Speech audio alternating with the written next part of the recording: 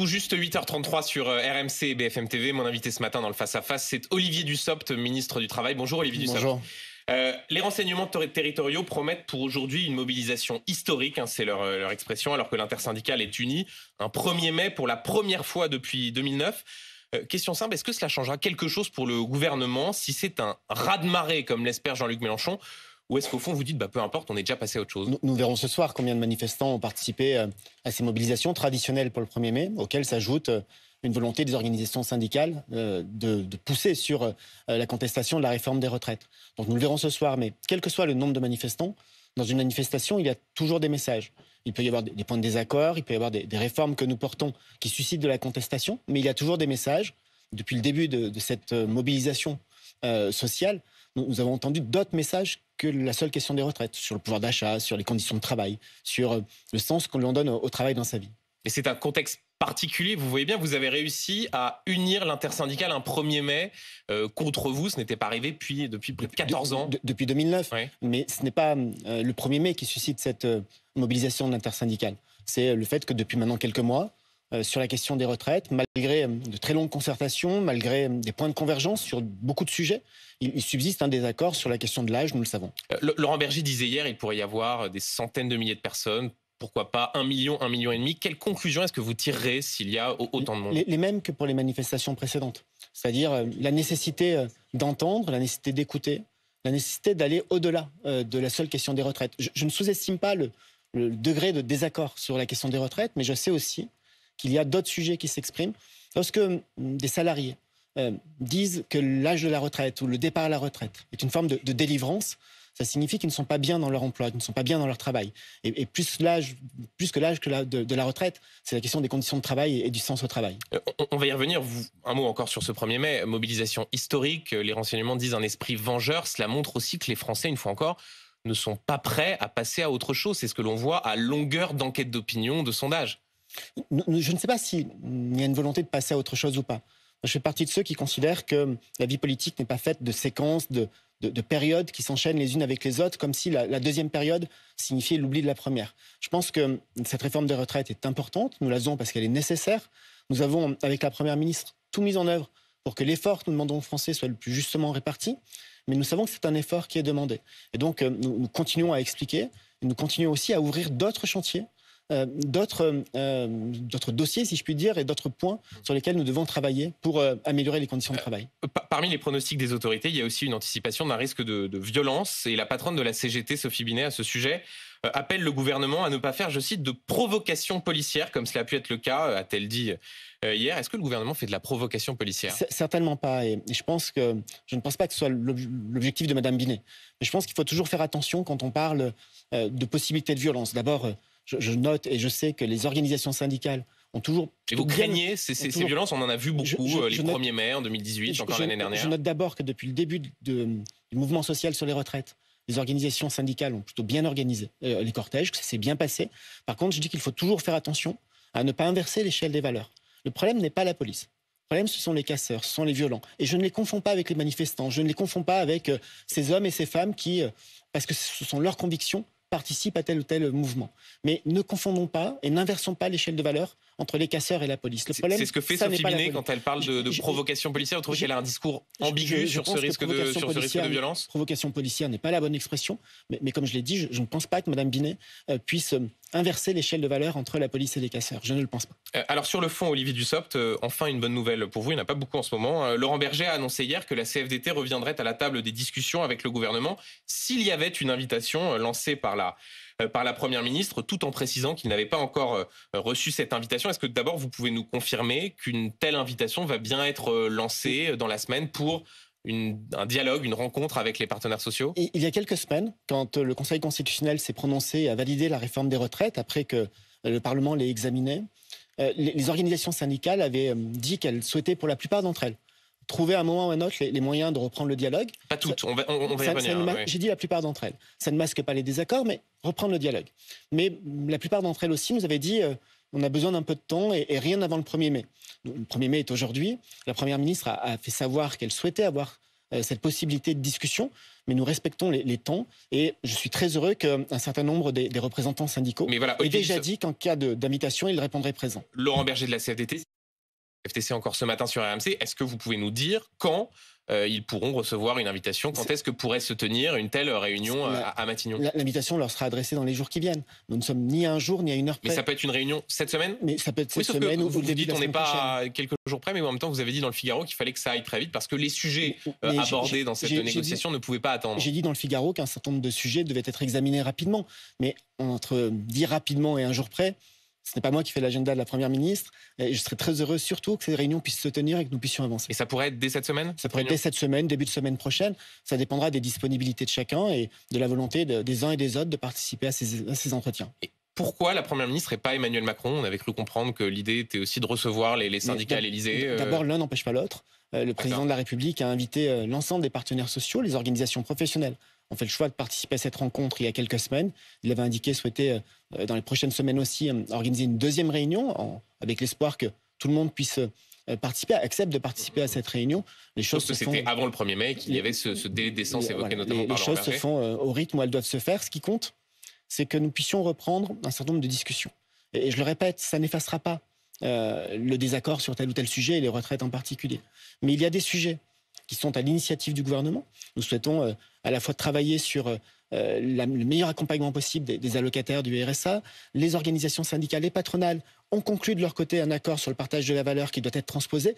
Autant le sujet qui, à l'initiative du gouvernement ou des partenaires sociaux, nécessite tout simplement que l'on se parle. Mais donc, pour être très clair, il y aura une réunion à Matignon, si les syndicats le souhaitent, et vraisemblablement du moins les réformistes le souhaitent, et aussi une réunion à l'Élysée autour du président de la République. C'est ainsi que c'est prévu, mais je vous l'ai dit, le président de la République et la Première ministre font leur agenda, ce n'est pas moi qui le construis. Sur le fond, le fait que Laurent Berger dise, voilà, ce délai de décence, il est passé, je suis prêt à rencontrer Elisabeth Borne, c'est quoi? C'est le grand pardon entre la CFDT et le gouvernement après... des semaines, des mois de tension entre les syndicats réformistes et le gouvernement? J'ai dit à l'instant que si le dialogue reprend, ça n'efface pas la séquence que nous avons connue sur les retraites. Et donc, je ne suis pas dans un vocabulaire de grand pardon, de grande réconciliation.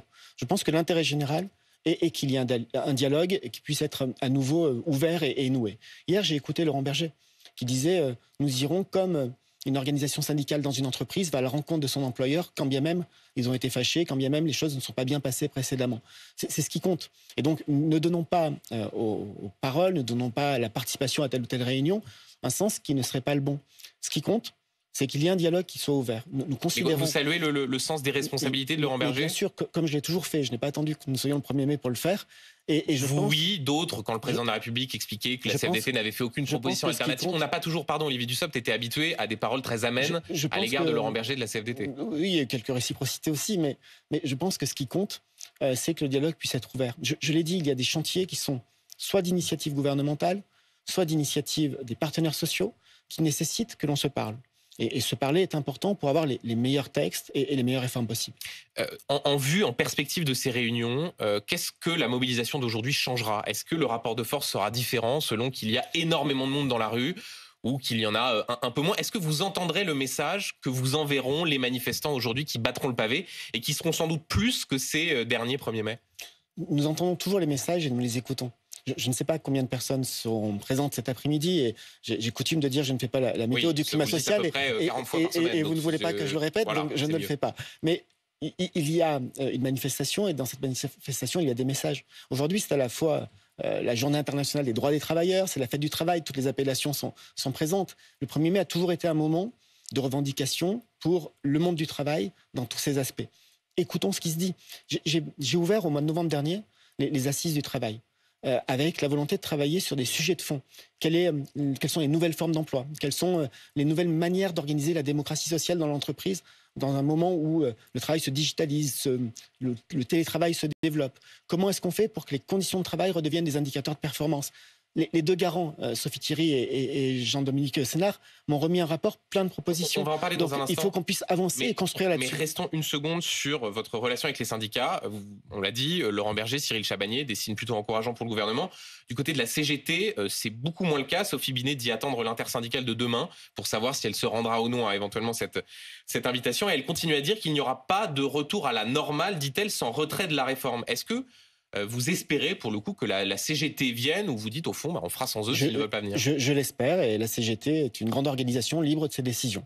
Mais comme pour toutes les organisations syndicales avec qui nous souhaitons discuter, c'est-à-dire toutes les organisations représentatives, parfois au-delà, selon le format, puisqu'il y en a 5 qui sont considérées comme représentatives par la loi, nous souhaitons toujours que toutes puissent participer. Et comment est-ce que vous interprétez ces différences de position entre Laurent Berger qui dit on ira et Sophie Binet qui ne semble pas franchement enthousiaste? Ce n'est pas à moi de commenter les différences de position au sein de l'intersyndicale. Vous pouvez avoir un avis, non? Ça oui, vous mais arrive? je pense que le respect de leur travail, le respect des responsabilités de chacun implique de ne pas faire de commentaires à l'avance. Et la présence de la CGT autour de la table, elle est essentielle au dialogue social ou elle est accessoire? Comme pour chacune des 5 organisations syndicales représentatives, elle est importante. Donc vous pouvez faire sans elle s'ils ne sont mieux pas autour de la avec. table. C'est mieux avec. Laurent Berger dit aussi, avant de parler du RSA, la CFDT ne sera ni dans l'activisme, ni dans le fait d'emmener les travailleurs dans le mur en leur faisant croire qu'Emmanuel Macron pourrait retirer sa réforme des retraites. Voilà ce que dit le patron de la CFDT.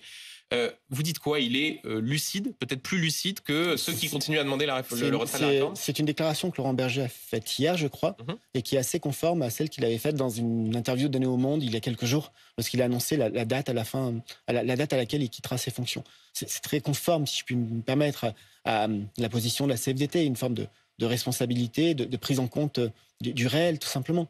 Mais au-delà de cela, je le répète, ce qui m'importe, c'est que nous puissions rouvrir ce dialogue sur les différents sujets des semaines et des mois qui viennent. Sur le RSA, Olivier Dussopt, parmi vos futurs chantiers, il y a donc cette volonté de conditionner la perception du revenu de solidarité active à 15 à 20 heures d'accompagnement par semaine pour les allocataires. On va essayer d'être très concret. Si quelqu'un qui touche le RSA, c'est-à-dire 607 € et quelques à partir d'aujourd'hui, la revalorisation du 1er mai, si cette personne ne remplit pas ces conditions d'accompagnement, ça veut dire que vous lui coupez les vivres? Ça veut dire que le président du conseil départemental, parce que c'est le conseil départemental qui est compétent en matière de gestion du RSA, de versement des allocations, pourra plus facilement qu'aujourd'hui suspendre le RSA dans un premier temps et ensuite éventuellement le radier, comme c'est déjà le cas aujourd'hui, puisque depuis 1988, la loi prévoit la possibilité de supprimer le RSA. Et donc là, vous facilitez la possibilité de couper le RSA à celui ou celle qui ne remplit pas les conditions que vous souhaitez. Nous allons l'assouplir et le simplifier, mais la réforme ne s'arrête pas là. S'il s'agissait simplement de faciliter la décision des présidents de département pour suspendre ou supprimer le droit au RSA, ça serait assez injuste comme réforme. Et selon quelles conditions cet allocataire pourra avoir son RSA coupé? Je vais au bout du premier point. Je dis, s'il ne s'agit que d'assouplir le régime de sanctions, ça n'est pas très juste. Nous l'accompagnons d'une vraie réforme et d'une vraie modernisation avec les départements de tout ce qui concerne l'insertion et la formation. Pourquoi nous le faisons? Parce qu'aujourd'hui, quand on regarde les presque 2 millions, 1 900 000 allocataires du RSA, l'immense majorité bénéficie d'un suivi social, et c'est très bien. Moins de la moitié bénéficie d'un suivi professionnel. Et donc, il nous faut mettre en place des actions d'insertion, des actions de formation, d'accompagnement sur tous les territoires, adaptées à chacun, pour faciliter le retour à l'emploi. C'est ça l'objectif. J'entends bien, Olivier Dussopt, mais j'aimerais rester sur la question des sanctions. Oui, selon quelle modalité? Ce n'est pas qu'assouplir les sanctions. J'ai bien compris, mais selon quelle modalité, selon vous, un allocataire du RSA pourra se voir couper les vivres? Qu'est-ce qui aboutira à ce que cette décision puisse être prise? Vous savez, nous n'allons pas inventer le fil à couper le bas. Nous reprenons la loi de 1988 qui a créé le RMI. Dans cette loi de 1988, il y a pour chaque allocataire du RSA et pour la collectivité publique, la puissance publique, un contrat d'engagement réciproque. Ça s'appelle comme ça. Sauf que vous savez très bien qu'aujourd'hui, ce n'est pas vraiment appliqué. D'ailleurs, Martin Hirsch le reconnaît lui-même. C'est le cas. Et donc, notre objectif est d'appliquer strictement ce que le président de la République a dit pendant la campagne. C'était notamment lors de sa grande réunion publique à la Défense Arena. Premièrement, nous sommes dans un pays où, lorsque vous n'avez pas de revenus, il existe un revenu de subsistance, un revenu minimum qui est le RSA auquel vous avez droit. Deuxièmement, la puissance publique.